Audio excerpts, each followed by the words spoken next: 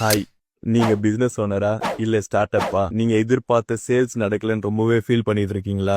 ஒரு விஷயத்த யோசிச்சு பாருங்க. எப்படிங்க சேல்ஸ் நடக்கும்? நீங்க பிசினஸ் வச்சிருக்கீங்கன்றத 4 பேருக்கு தெரியணும். அந்த 4 பேர் உங்க பிசினஸ், நீங்க என்ன ப்ராடக்ட் ஆர் சர்வீஸ சேல் பண்றீங்களோ அது அவங்க இன்ட்ரெஸ்டடா இருக்கணும். இன்ட்ரெஸ்டடா இருந்தா மட்டும்தான் அவங்க வந்து பர்ச்சேஸ் பண்ணுவாங்க. அவங்க இன்ட்ரெஸ்டடா இருந்தாலும் அவங்களுக்கு ரிமெம்பர் பண்ணிட்டே இருக்கணும். இது எல்லாம் நடந்தா மட்டும்தான் அவங்க நம்மளுக்கு சேலா கன்வெர்ட் ஆகும். இது எதுவுமே பண்ணாம சேல்ஸ் வரலன்னா கண்டிப்பா வராதுங்க.